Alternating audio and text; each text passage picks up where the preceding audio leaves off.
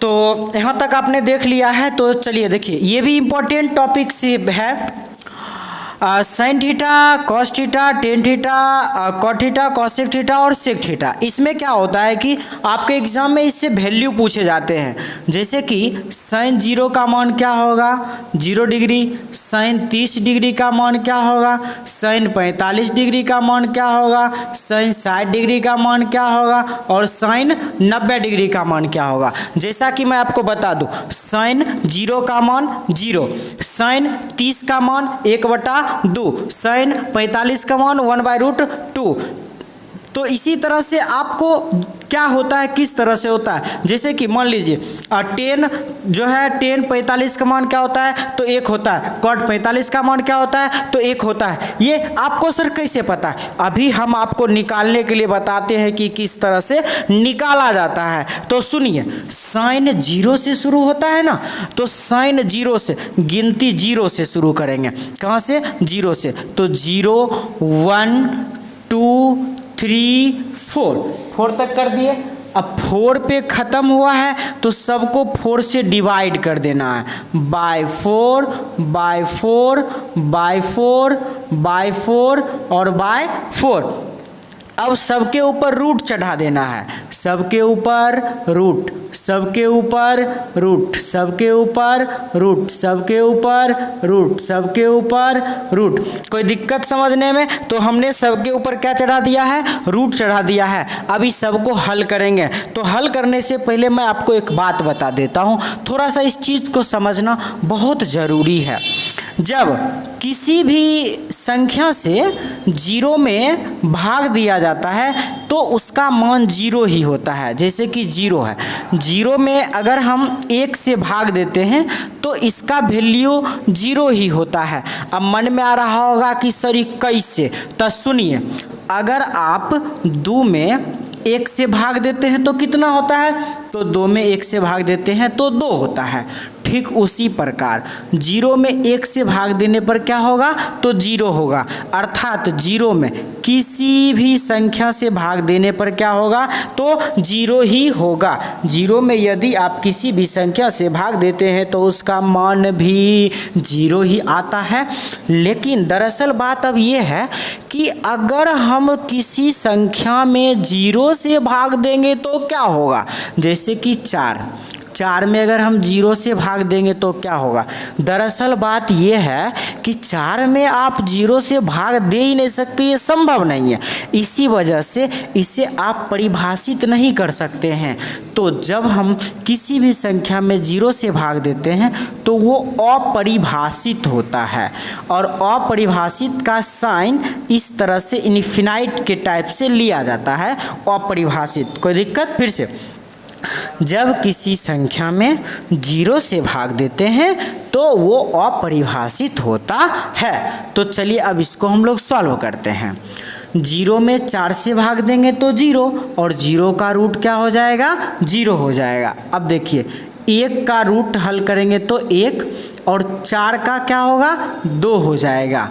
तो 0 का मान 0 और 30 का मान 1/2 हो जाएगा। अब यहाँ पे आते हैं, तो जैसे कि 2 है और यहाँ पे है 4, तो 2 है और 4 है। आप ध्यान से अगर देखें तो 2 बार में कट जाएगा, 2 दूनी 4। अब क्या बचा, 1, तो 1 का तो 1 के हो जाएगा, और √2 कुछ नहीं होगा तो √2। तो इस तरह से साइन 45 का मान 1/√2 होता है। अब 3 का रूट होगा, नहीं होगा, तो √3। 4 का रूट से जब हम रूट निकालेंगे बाहर, अर्थात रूट को तोड़ेंगे, तो 2 2 जा 4, तो 2 हो जाएगा। 4 एकम 4 और 1 का रूट क्या होगा, 1। तो यहाँ पे साइन 60 का मान √3/2 और साइन 90 का मान 1। कॉस आप इसका अपोजिट कर दीजिए, इधर से लिखते हुए उल्टा आएंगे। तो पहले 1, फिर √3/2, फिर वापस यहाँ पे तो सेम वही आ जाएगा, 1/√2, ये इधर आ जाएंगे 1/2 और यहाँ पे आ जाएंगे 0। अर्थात इससे आपको क्या पता चलता है कि साइन 0 का मान क्या होगा, साइन 0 का मान होगा 0, साइन 30 का मान क्या होगा 1/2, साइन 45 का मान 1/√2, साइन 60 का मान √3/2, साइन 90 का मान 1। तो इस तरह से होते हैं। और उधर से हमने क्या किया, अपोजिट कर दिया, उल्टा कर दिया। अब आप सोचिए कि 10 का वैल्यू क्या होगा। अभी तुरंत आपने सीखा कि जब साइन में कॉस से भाग देते हैं तो क्या आता है tan थीटा। तो 1/2 में √3/2 से भाग देंगे, 2 कट जाएगा, 1/√3, 1/√3। आप इसको भाग देंगे तो ये √2 कट जाएंगे, 1/1 अर्थात 1। आप इसमें भाग देंगे tan 60 निकालने के लिए 2 कट जाएगा, ऊपर में बचेगा √3, ठीक है। और बटा में 1 दीजिए, फिर भी नहीं दीजिए, फिर भी कोई दिक्कत नहीं। अब 1 में 0 से भाग देंगे। जब किसी भी संख्या में, जैसे कि 1 में 0 से भाग देंगे तो अपरिभाषित, आप अपरिभाषित का साइन दे देंगे। कॉट का वैल्यू निकालना ना, आप इसका अपोजिट कर दीजिए या फिर आप इसको पलट दीजिए। चलिए, तो जो है एक चीज़ छूट गया यहाँ पे, tan 0 का मान, तो 1 में 0 से भाग देंगे तो क्या हो जाएगा 0। आप इसको इधर रिवर्स लिख लीजिए तो और इन्फिनाइट हो जाएगा, यहाँ पे आके √3 हो जाएगा, यहाँ पे 1 हो जाएगा, ये इधर 1/√3 हो जाएगा, और ये यहाँ पे आके वापस 0 हो जाएगा। पता है एक बात और, कॉट का 10 का उल्टा कॉट होता है ना, तो आप 0 को उल्टा करें तो अपरिभाषित होगा। 1/√3 है, इसको आप पलट दें तो √3 होगा, 1 को पलट दे तो 1 होगा, इसके बटा में कुछ नहीं है तो 1, बटा में कुछ नहीं है तो 1, इसको पलट देंगे तो 1/√3 हो जाएगा, और परिभाषित है, इसको पलटेंगे तो क्या होगा 0 होगा। कोई दिक्कत समझने में। अब सुनिए, कॉसेक आपको पहले बता चुके हैं, आप फिर से ध्यान देंगे।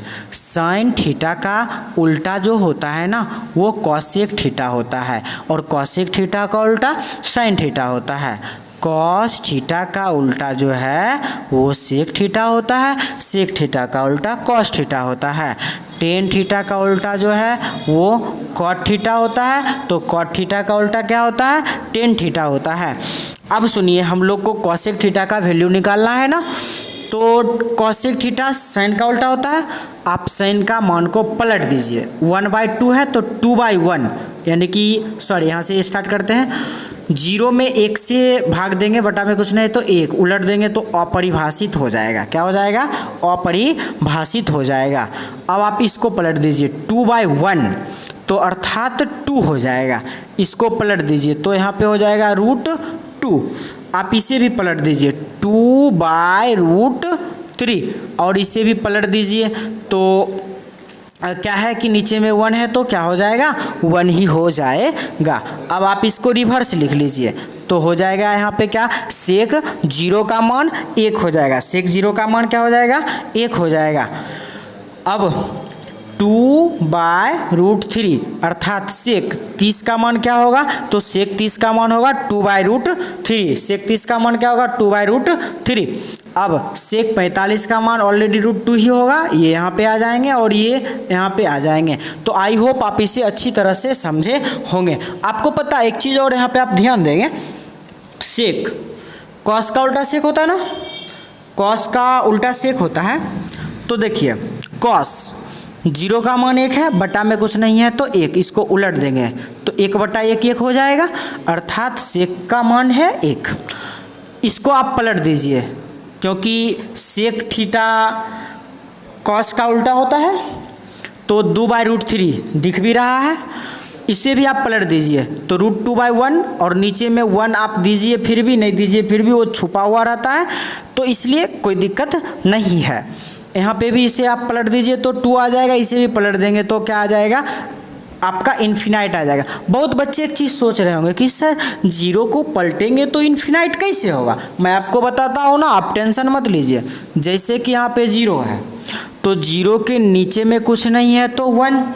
अब आप इसे पलटेंगे रिवर्स तो 1/0, और किसी भी संख्या में जीरो से भाग देने पे क्या होता है, इन्फिनाइट होता है।